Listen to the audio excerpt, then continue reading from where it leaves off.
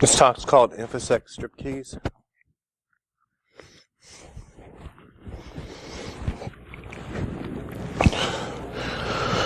One of these days I'll be in a room where I'm always comfortable.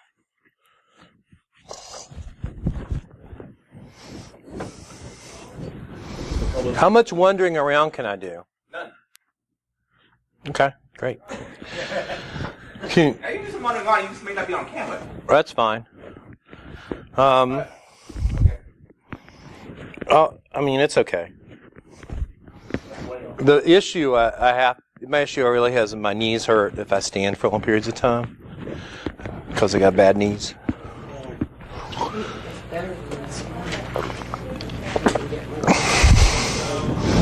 Sometimes I sit down to lecture.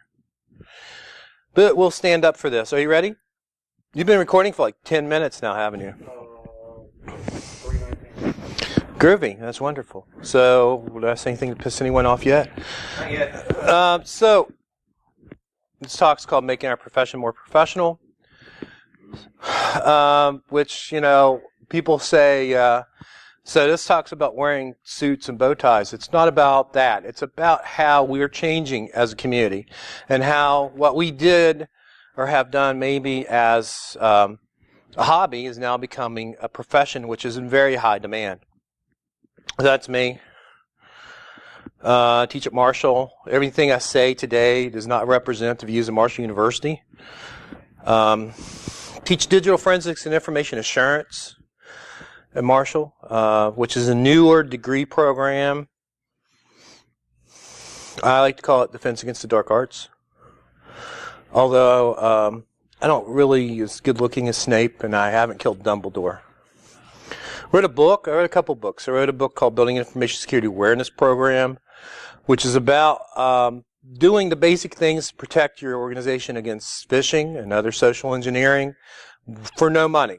So you can buy this book and have an idea or a framework of how to build your own program from scratch. You have to pay money for the book, but it's Ingress. I make about 4 cents per book that's sold, so I require it from my class, and I'm hoping to have enough money to buy a pizza in a few years. Like to thank Fat Dave. This is Fat Dave before the Skinny Dave you saw today. This is Fat Bald Dave, not Skinny Dave with hair. And Kevin Metnick for writing the words for that book. It was very cool of them, especially since they're both sort of idols of mine. Marshall is where we developed Network Scout, which is a... Is the recording okay? Yeah, it's like glitch on there. Okay. Network Scout is a internal system. You put a node on each segment, physical or virtual segment of your network. Have trolls in the wings. And then it detects bad traffic in your network. And you build this using a Raspberry Pi. It's open source. Sean Jordan's here somewhere, who is one of the two people who worked on Network Scout. I don't see him. He must have wanted to see this talk so bad he left. I'm the host of Reboot at rebootedpodcast.com, which is semi-weekly, probably, podcast, which has turned into the SecureWV podcast for the last few weeks. Benny's been on a lot. In the past, we've talked to people such as we've talked to Sabu, the leader of AllSec. We've talked to Weave, internet troll extraordinaire. We've talked to Amanda Berlin, who's also here somewhere, not in this room. Mick Douglas, who will be here later tonight, and some other people. So, if you want to be on the podcast, let me know. It's just people basically talking. It's sort of like the Seinfeld show. It's a podcast about nothing. But we try to focus a little bit on information security and what's going on in the community. So what's a profession? Profession is defined by Google, which is where we get all of our information nowadays, right? As a paid occupation, especially when it involves prolonging training and a formal education. Prolonged training and a formal education. So who do we think about as being professionals? Doctors, lawyers. We think about trades as being, screw you. That's great, Brunty. This is not even mine. It belongs to Marshall University. Can you at least bring me a napkin? Yeah, get me a towel. I need a towel off. Brunty's also the person that goes into my office when I leave the door open and takes everything and rearranges it, which really kills my offensive. What are you doing now? This isn't one of my classes.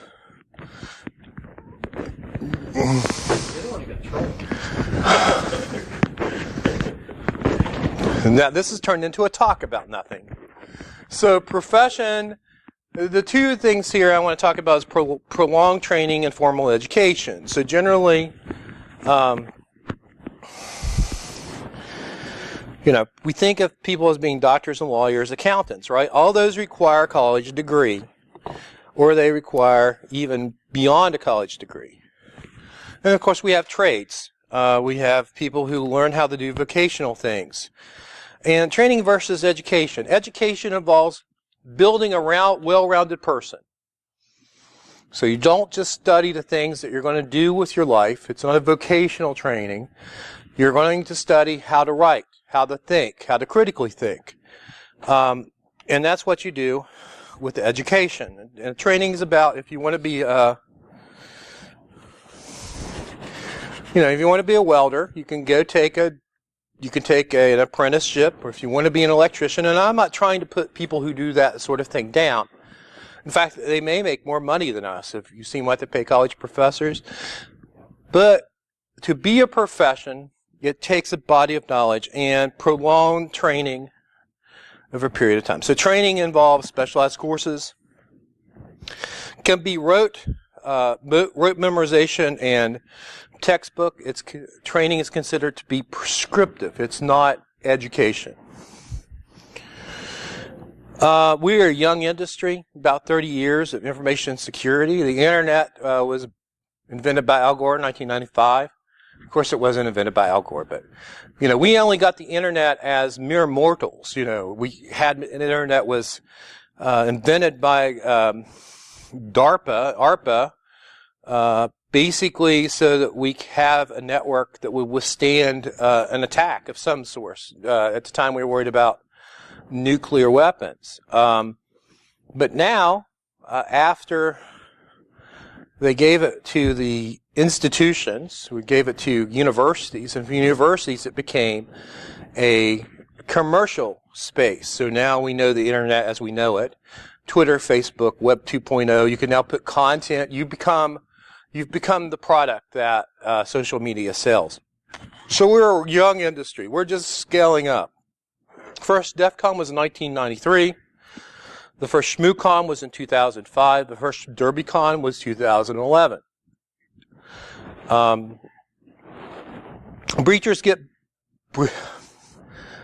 Breaches get bigger every year. In fact, we just had the biggest breach in history, which involved anybody? What was the biggest breach recently? See, we have so many breaches that are the biggest in history that we. Everyone's the next biggest. Oh, exactly.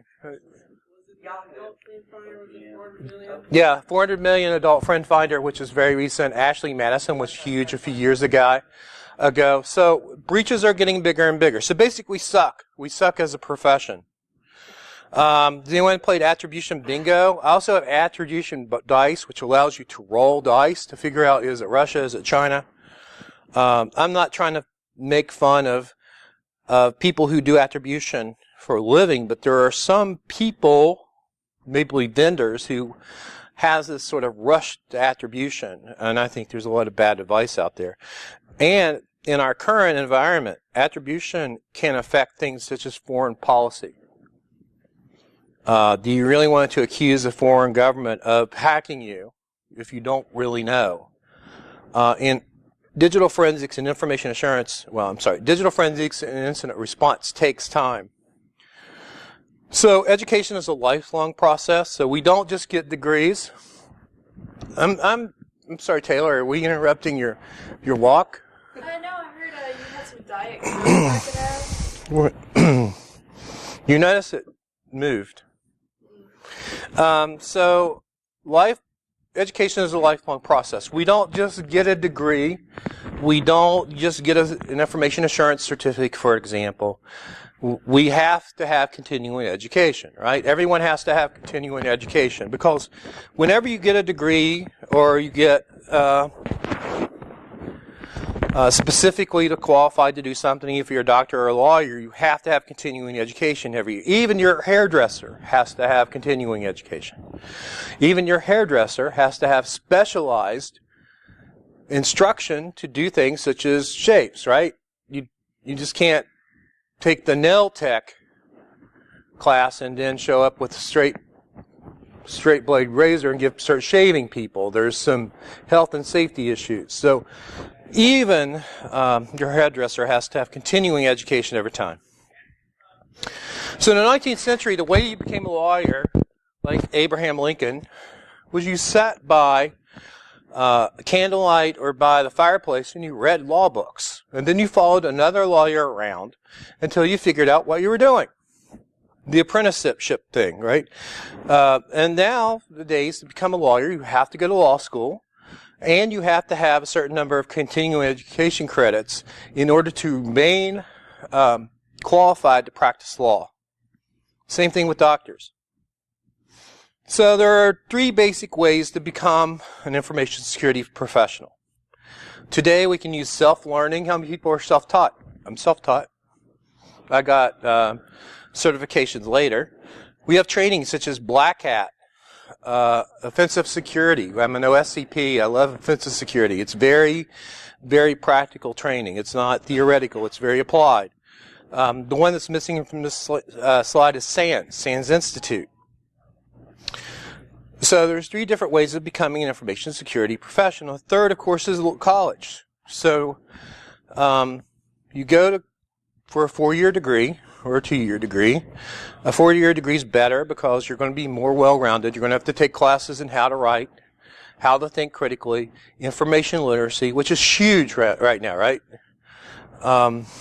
We saw an election that was decided using memes, false stories, Pepe, and other information warfare techniques. And it was hard for people, if they didn't understand what they were reading, where the information was coming from, to differentiate between what was real and what was fake. And this is a continuing issue. Even now, there's talk about limiting speech. The First Amendment gives you a right to free speech, freedom of expression, but there's an ongoing debate about where does that end? Where does that become a public interest issue?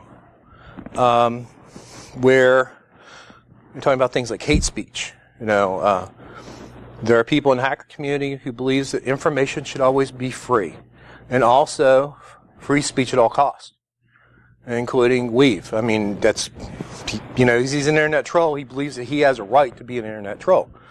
A First Amendment right to be an internet troll. So education is lifelong learning. You do have formal education. So Adrian, what do you say about higher education? We don't have enough time. We don't have enough time. I'm just giving him a hard time. So our industry is changing. Every day we see new threats. Every day we see new malware. Every day we see new threat actors. We need red team. We need people who attack networks to secure them. We also need blue team. And I very much believe in the purple team, the purple team aspect, where basically you go into blue teamers and you say, I'm going to help you secure your network. And I'm going to do it by sending attacks, but I'm going to tell you about the attacks coming so you can try to pick them up. Did you pick up that attack? Yes or no? If the answer is no, why not? Instead of this got you penetration testing game that we play where we go in and we're like, yeah, we owned you. Sorry about your luck. It's about reaching across the aisle. That's a political way of looking at it. But it's about communication and cooperation. It's not a game of gotcha. And unfortunately, hacker culture is also about pranksterish, right? It's about playing pranks. It's about doing the unexpected. We really need to move away from games of gotcha to processes of communications cooperations. Because, as I said before, each breach keeps getting bigger. We suck as an industry. Developers need to learn secure coding.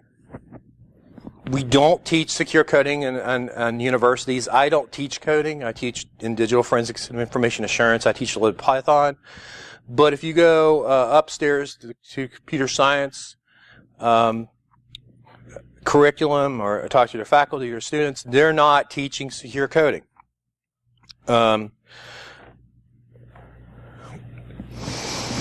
Being an information security professional is more than popping boxes and dropping O-days. So what are you doing to give back to the community? Part of that is writing books.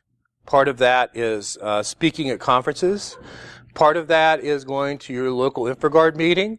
Part of that is getting involved with Hackers for Charity, for example. So be involved in your community. Bad guys are talking, we need to talk too. And it means that you have to have a broad set of skills. As an InfoSec professional, you'll have to talk to C-level executives. You have to talk to Bob in the mailroom, who can't understand why he keeps getting pop-ups when he goes to his sites that he needs to use for work. It's always people in the mailroom that are making the most trouble. So we need to have a broad set of skills to build systems that protect data. The penetration testing execution standard is a great example of this. So Dave Kennedy, Chris Nickerson, Ian Amit, and a lot of other guys people, not just guys, got together and came up with this framework for how a penetration test works. What's the steps in a penetration test? Is it a penetration test or is it a vulnerability assessment? There are differences. A lot of people will sell Nessus scans as penetration tests. They're not. They're a Nessus scan. You push a button. When it's done, you copy and paste your company logo on the top and you send a bill. That is not a penetration test. So part of PTES is not just understanding what a penetration test is from a practitioner's point of view. It's about if you buy security products or penetration testing or vulnerability scanning, or vulnerability assessments, which are really hot right now because we have everyone's have requirements now to buy cyber insurance. Part of having cyber insurance is showing the insurance company that you're doing due diligence and that you're doing proper risk management, that you're doing what you need to do. So your local penetration tester or penetration testing company is helpful, or your local security company is helpful, or there's all kinds of ways and information out there to help you understand this process, what it is and what it isn't. ptes.org, I believe, is the URL for this. There's also the execution standard, which talks about specific tools and techniques. So if you look at the Windows post-exploitation stuff, that's what I contributed to the PTES. So there's a company called TrustedSec. Have you ever heard of them? So thanks, TrustedSec, for having Adrian come down and video this for us. Thanks, Dave, for coming today, and also thanks for being a sponsor and a supporter of HackerCon from day one. And honestly, I think DerbyCon came from them coming and seeing us do HackerCon 1 and going, if these idiots could do a conference. No, we did it first. Right after the yeah, but me and Rob Dixon were sitting over here drinking really bad beer, and you all were like having a good time. We were the kids at the kids table. So I'm still convinced they showed up for HackerCon 1. They're like, this looks easy. So they built a huge conference in DerbyCon. It's my favorite conference, and it's in driving distance, which is my favorite. And it would be hard pressed to miss one. And everything that TrustedSec does for this community, and also its sister company, also founded by Dave, Binary Defense. Mick Douglas will be here tomorrow. Actually, it'll be here later tonight with binary defense. So there are these activities as you go through. There's pre-engagement interaction, intelligence gathering, open source intelligence, teaching a new class in open source intelligence next semester. It's full. I've never filled up a class so fast. We also have the open source intelligence lab at Marshall, the O6 project, where we have students working as intelligent analysts, and actually they kick that stuff up to the Fusion Center or law enforcement. So we're trying to do with our program applied knowledge, right? Hands-on. We don't talk about Metasploit, we use Metasploit. We don't just talk about InMap, we use InMap. We don't just talk about the forensics tools out there, like SIFT, for example, or trying to think of a commercial tool. FTK, Cellbrite, we're teaching Cellbrite, which is the mobile forensic stuff. There's also threat modeling. There's a whole process of doing this sort of work. In order to do this well, you have to be a well-rounded individual with superior communication skills, superior thinking skills. In my own personal opinion, you can't get that from training. Training is about teaching you to do one specific thing. Here's some more penetration testing standard. So it's an emerging standard. It's not set. Not everyone uses it. I actually teach my classes around using PTES. But it is also suitable for operational environments. So some people have actually adopted PTES as their standard, but there's no way of forcing people to adopt standards. We have accreditation for professionals. If you have a formal education, and the next thing you're going to do is you're going to start looking at or for certifications to further your knowledge. You don't quit learning whenever you graduate from college. You go on and you look at doing something like the CISSP, there's CEH, OSCP. You can come up with your own standards you're going to follow, which the P-test can help you come up with a minimal standard. We have talked about this in the past. It's very it's argued about in our field about the idea of accrediting penetration testers. We license private eyes. We admit lawyers to the bar. To be a doctor, you have to pass boards. I'm not convinced, but I think that eventually that our community will move in this direction.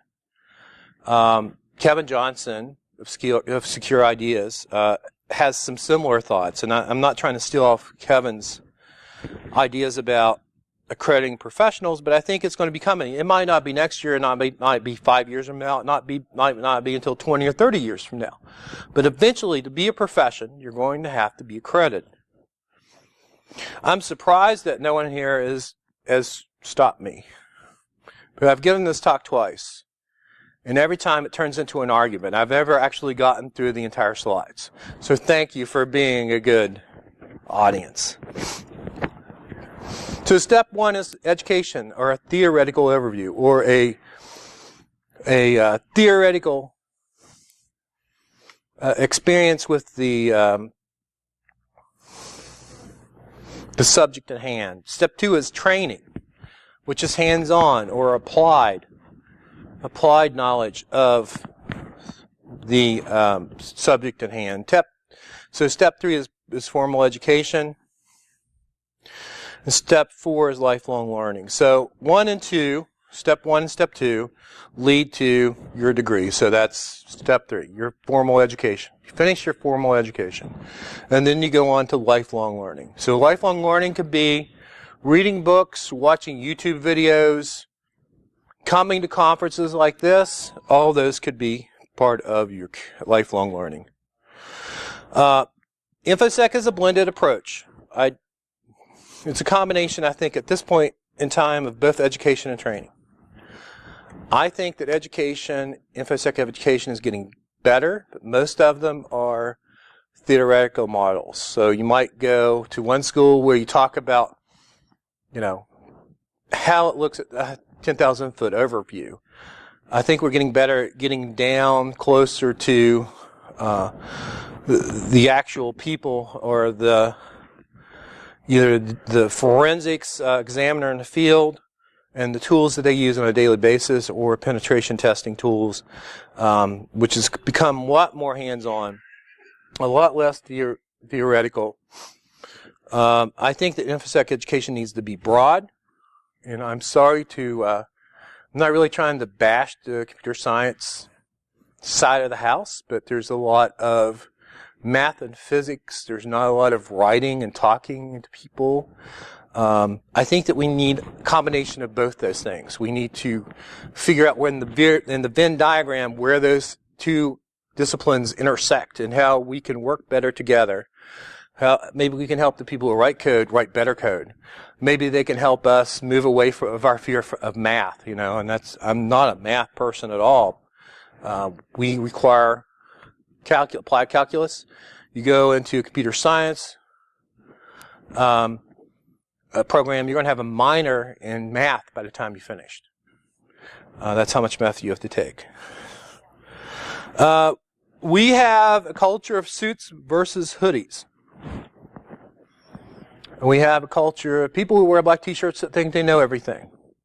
And they act like jackasses on Twitter. It's time to stop. If we're going to be taken seriously, we just saw an election which was basically full of trolling and false information. We have an InfoSec community that's full of people telling federal agencies how stupid they are, and the word cyber is turned into a drinking game.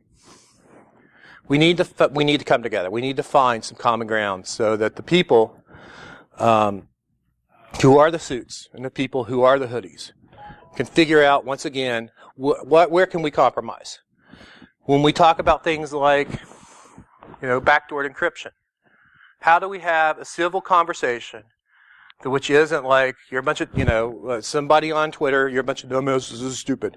Have a civil conversation about how we move as a society forward and be more secure. And also you have to remember the people in the suits are the people who are making the decisions.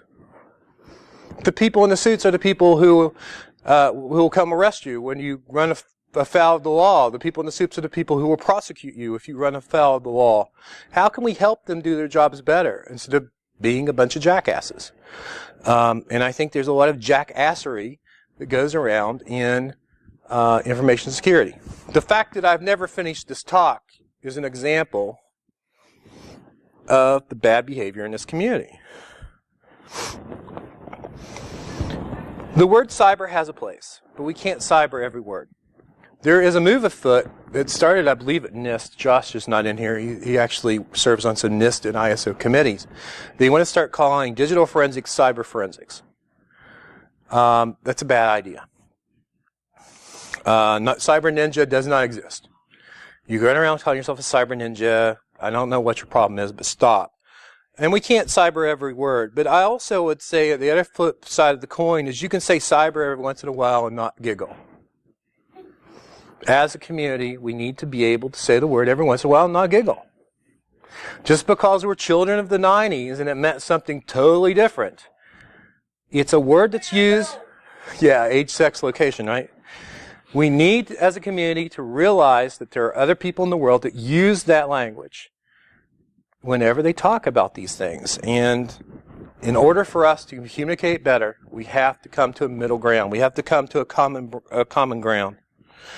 Stop the drama. What are you looking at me for? No, a lot of people blame Adrian for drama. I don't think that Adrian creates drama. He's talking about the things that he believes. We live in a free society, but there are people who are attention-seeking for whatever reason, that go on social media, and in InfoSec, for whatever reason, it's worse. I think there are developers as well. Being a jackass at social media just makes us look bad as a community. You don't see doctors trolling each other on social media. You don't see accountants trolling each other on social media. We need to stop. No drama. No drama zone, please. Shallow and pedantic is two of my favorite words. It makes our community look shallow and pedantic. Foul language. I cuss like a sailor. But that doesn't mean that I go to a meeting like this when I'm speaking to you and cuss like a sailor. It also doesn't mean I go on social media and act in socially inappropriate ways and say a bunch of stuff that I shouldn't be saying. It makes us look bad as a profession. I think that's self-explanatory. So communication is key. We need to be more well-rounded, do a better job of talking to people inside and outside of our industry. Part of the problem with this election was that we had an email scandal, and I'm not trying to get political here. We had an email scandal that had to be covered by journalists that don't know squat about information security or information technology. They boiled it down to a common narrative. They got a lot of things wrong. And we need to do a better job of helping people in media, helping people who make decisions, help people who write the checks, do a better job of supporting us because we're going to be supportive of them. Acting like an adult goes a long way. And we should act like adults. We are not a bunch of children. Unfortunately, yes, most of the people in InfoSec, including the women, act like 14-year-old boys. That's fine in private, but we should not go out in public and act like jackasses. And then I'm repeating myself here, but being a well-rounded practitioner, having a broad field of knowledge. Education, not training, produces well-rounded practitioners.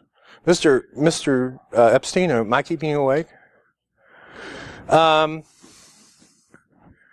So that's the end of this presentation. I probably went short, but I'm not a long talker. I go short in my classes. My students can tell you I get bored of hearing myself talk. I'm not a typical professor. Actually, what I'm doing is all of you present, I'm just using your videos in class. So just don't tell my bosses. No, because I feel like it's better for the people who actually develop the tools to talk about them than to hear me tell somebody else's story. And I think that's a big part of education is that making it real for students so they understand there are actual people who write these tools and actual people who use these tools. Yes.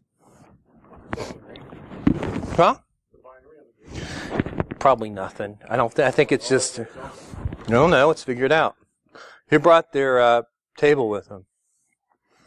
I teach binary in my technology foundations class. Now that shows a video which teaches binary in technology foundations class. Taylor, I'd like to remind you that final grades are not in.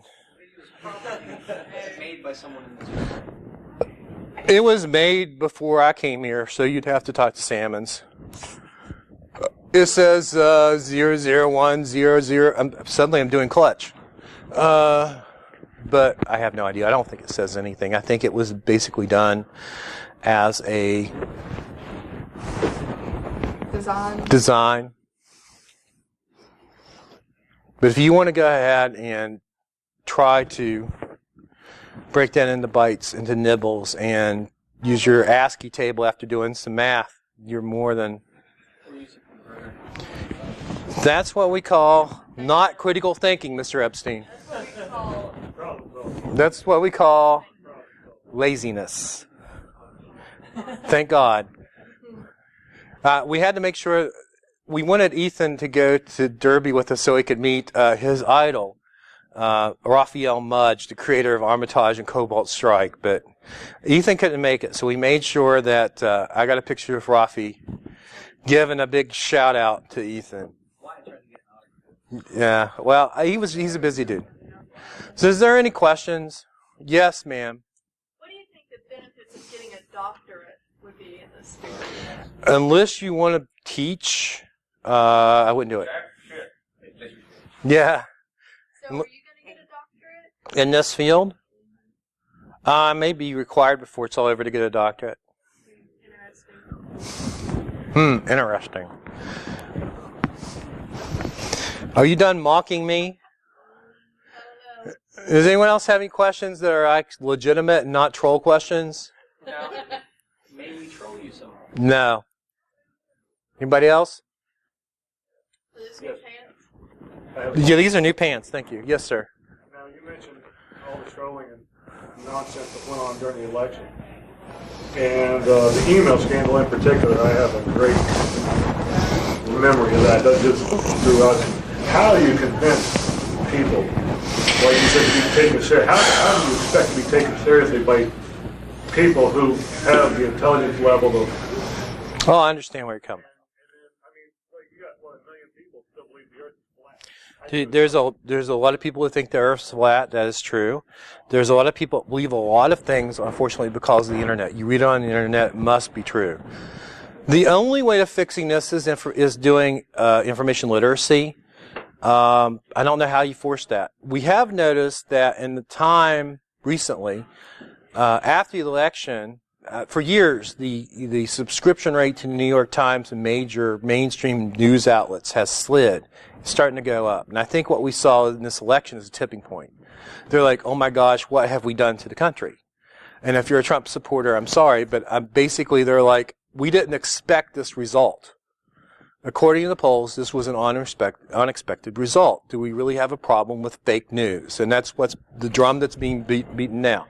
And I hope to goodness we don't end up regulating speech. I believe in speech as free and open because I come from the hacker community. I believe that ideas should be free. And basically, through all the garbage, the good ideas or the good speech will bubble to the top. That's not what we've seen, though. You can take I have a degree in political science, I have a degree in journalism. You can take every theoretical model that we've gone by for the last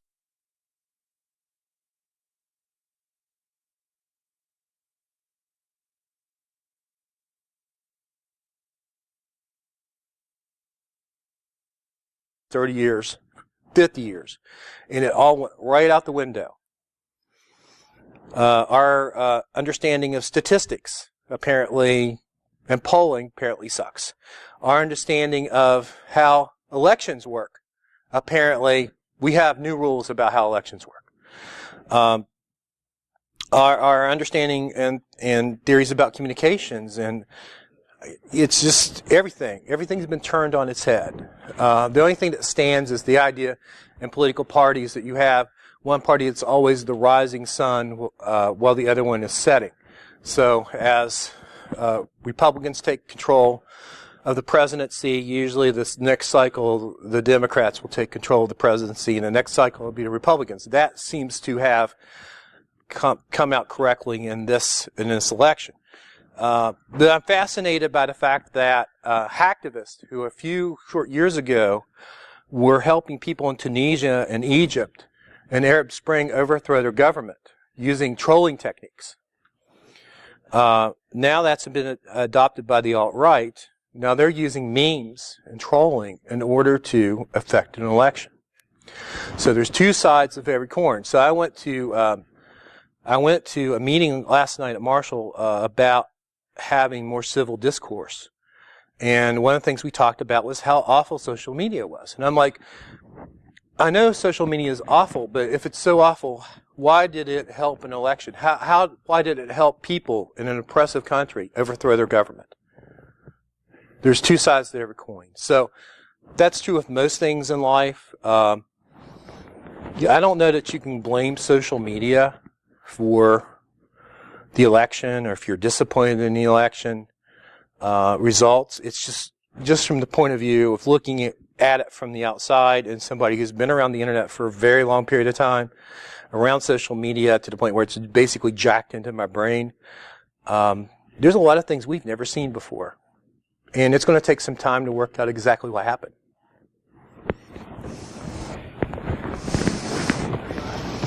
Anybody else have any questions?